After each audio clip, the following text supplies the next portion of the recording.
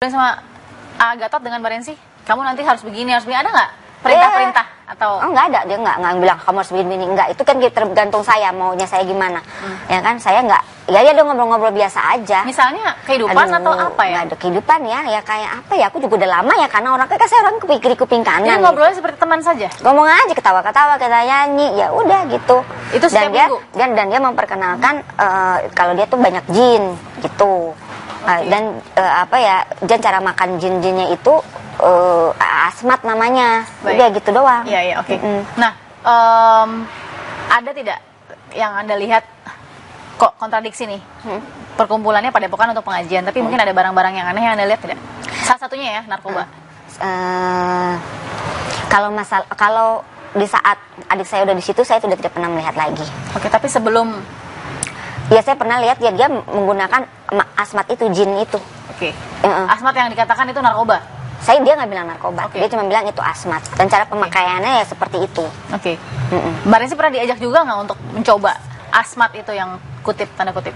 Ya saya jujur ya, nggak mungkin saya bohong. Ya. Ya saya pernah, maksudnya pernah diajak tapi saya nggak mau. Oke, gimana mengajaknya dia saat itu? Pernahnya ya waktu itu dia mencoba mengeluarkan asmat itu dari mulut dia ke mulut saya. Cuman saya waktu itu saya langsung nggak respect lagi sama dia. Dan mulai dari saat itu saya tidak pernah mau lagi datang ke tempat itu. Anda shock nggak saat itu? Ya dong, shock, karena saya waktu posisi kan masih punya suami. Dan saya tidak menceritakan kejadian itu ke suami saya karena saya tidak mau ada kekacauan dan keributan. Saya merasa gini, ya udah kalau emang itu makanan jin ya udah lu aja yang kasih makan, gue nggak mau, ibaratnya kan gitu. Kok kayak begini ya, aku jadi merasa kayak aduh ini apa sih kayak begini, udah saya langsung udah mulai dari situ saya udah nggak mau lagi. Jadi setelah ditawarkan untuk ikut merasakan tanda kutip asmat ya, yang mungkin saja itu narkoba saat itu, saya nggak tahu itu narkoba kan. Anda kan ya istilahnya Anda sebagai korban di sini kan, atau yang Anda nggak mengerti, tapi kemudian ditawari asmat itu yang dikatakan, lalu Anda langsung tolak. Ya saya tolak. Apa Anda bilang apa saat itu? Enggak, saya nggak bisa, saya punya penyakit pernapasan, saya bilang gitu. Saya nggak mau karena nggak apa-apa, ini bagus untuk pernapasan segala macam. Ya, mencoba untuk memberikan makanan jin itu ke saya gitu. Apa yang dikatakan Gatot ketika ditolak oleh Mbak Rensi? Enggak, dia nggak marah, itu kan tergantung ke kita. Kita nggak mau juga nggak masalah. Gitu kan ke pribadi masing-masing. Lalu Anda pergi dari situ. Mulai Sejak saat itu tidak pernah balik ke Padepokan. Adik saya datang ke situ. Jadi adik Anda datang ikut bergabung ke Padepokan itu di saat konflik rumah tangganya lagi heboh-hebohnya karena perceraian dia. Dia minta saya nomor teleponnya AA dan saya berikan. Tapi saya nggak nyangka abis dia lama di sana, di Padepokan di sana, datanglah kasus-kasus yang Reza lagi hebohnya perceraian, dan ngajaklah Elma ke Reza ke sana. Iya, terima kasih masih bersama kami pemirsa di Apa Kabar Indonesia Malam. Kita akan teruskan konferensi persnya ketika nanti Reza Artamevia sudah mulai memberikan atau membuka suaranya. Saya ingin ke Mbak Rensi dulu ya. Mbak Rensi, tadi sejauh Anda sudah menceritakan pengalaman Anda sudah tidak enak dengan Gatot dan akhirnya sampai ke adik Anda. Adik Anda total berapa lama di Padepokan? 9 tahunan. 9 tahun dengan Gatot. Iya. Anda ada nyesel nggak sih nomor telepon saat itu? Kalau sekarang dia menyesal. Karena waktu dulu saya minta untuk dia nggak usah ke sana, dia marah. Kayaknya ngebela banget. Itu dari tahun berapa Elma Teana masuk ke Padepokan? Aduh, berarti 9 tahun tuh berapa ya? Mungkin 2006 mana? Sekitar 2006 ya? Sampai ke 2015 kurang lebih. Atau baru keluarnya 1-2 tahun? Enggak, 5 tahun. Oh, sudah 5 tahun lalu. Berarti ya sudah tahun 2000-an ya? Potong, ya. Nah, di situ saat Elma ikut, ada yang lain sama artis juga bergabung? Saya nggak lihat karena memang saya udah nggak pernah memantau perkembangannya di sana. Apa yang terjadi, apa yang dilakukan kesehariannya, saya udah nggak pernah lihat lagi. Kita akan tanya bagaimana perubahannya terhadap Elma Teana ya, tapi kita lihat dulu juga, mana Anda pernah tidak lihat benda kristal itu ada di sekitar Padepokan pada saat itu? Kalau saya ya itu tidak dibilang sabu ya. Tapi pernah lihat bentuknya seperti kristal gitu? Pokoknya pada saat saya hanya dibilang itu asmat.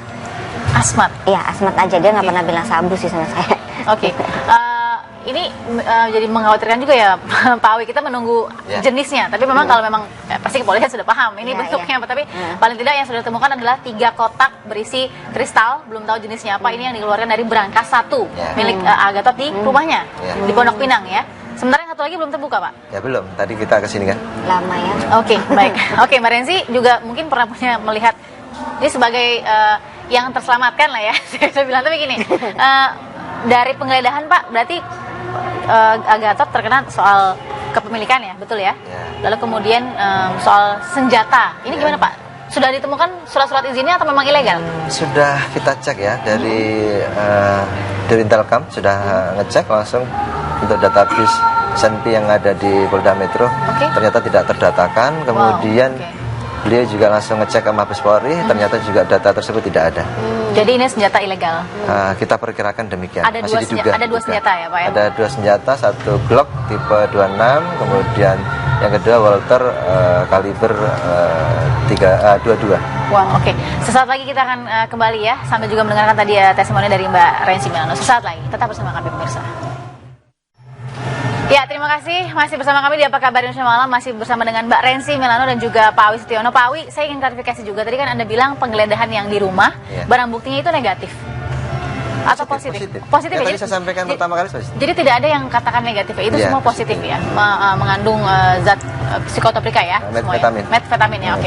Baik, saya ingin tanya ke Mbak Rensi. Mbak Rensi, setelah Anda lepas begitu ya, lalu kemudian adik Anda ya, Elma Teana masuk ke dalam padepokan Gatot ini. Anda apa cerita yang paling atau perbedaan yang paling terasa? Perbedaan waktu adik saya ke sana sama keluarga itu cuek, komunikasinya nggak nyambung.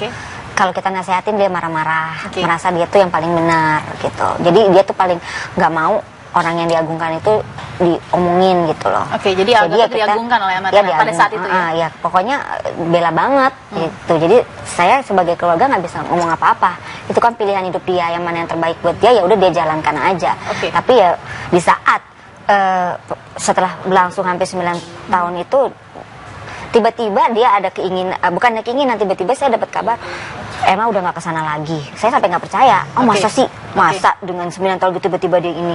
Ya saya juga nggak tahu ada konflik apa antara dia dan Naas sampai dia tiba-tiba meninggalkan padepokan. Nah, dari selang 9 tahun itu Mbak Rensi pernah terima cerita Elma Teana juga ditawarkan asmat atau tadi? Bukannya cerita, malah Elma sendiri bilang ke orang tua saya bahwa itu asmat. Asmat kok itu katanya gitu. Tapi mohon maaf, jadi ikut mencoba atau tidak? Mama saya terus terang dia sempat mencoba. Asmat katanya buat ngilangin apalah, sakit kepala atau apa, pokoknya yang mama saya ngomong ke saya seperti itu. Jadi ibu Anda juga pernah mencoba? Pernah mencoba, karena kepengen tahu. Dan Elma Teana juga pernah mencobanya? Kalau mama saya dikasih coba, mama mungkin Elma enggak, gitu aja. Jadi hanya Anda yang menolak pada saat itu ya? Iya.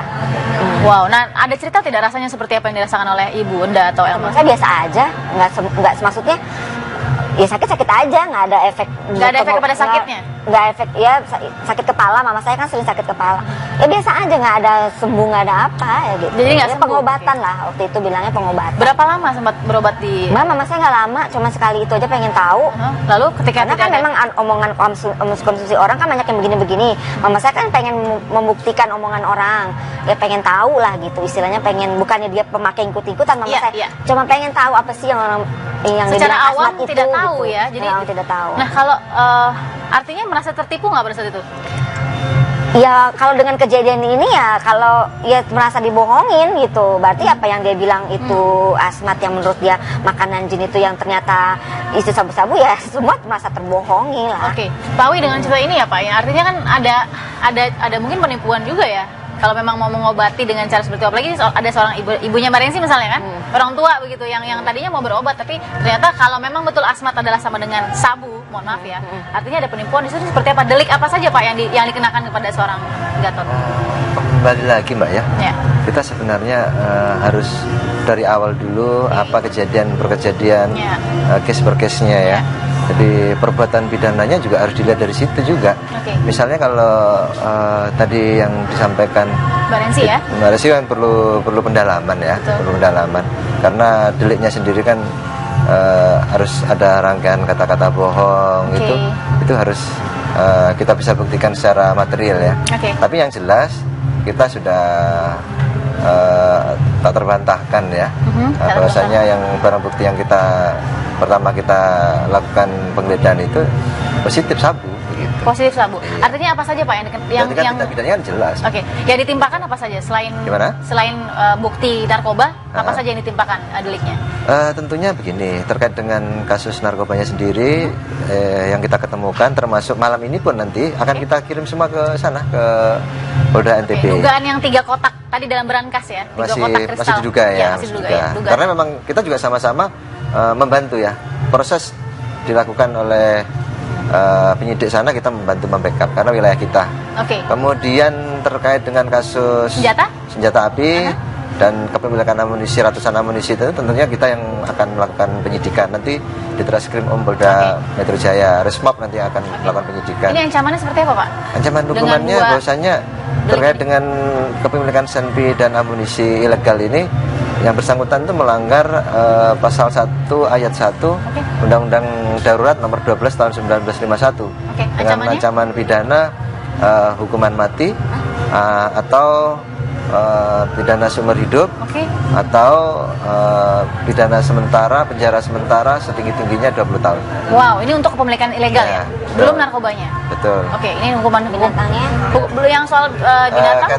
Dengan satwa yang dilindungi, satwa yang dilindungi yang bersangkutan dan melanggar pasal 40 ayat 2 Undang-Undang nomor 5 tahun 1990 terkait dengan konservasi sumber daya alam, hayati dan ekosistemnya. Itu ancaman pidananya 5 tahun pidana penjara. Baik, Pak Wisnu nanti sudah lengkap ya dijelaskan ya. Kita masih menunggu nanti hasil 3 kotak jenis kristal, tidak tahu jenisnya apa, dugaannya masih bentuknya masih kristal ya. Pembukaan berangkas yang kedua kita belum tahu laporan dari. Oke, 3 kotak itu diambil dari hasil penggeledahan berangkas oleh pihak kepolisian ya. Yang pertama ada 1 berangkas lagi yang belum dilihat ya.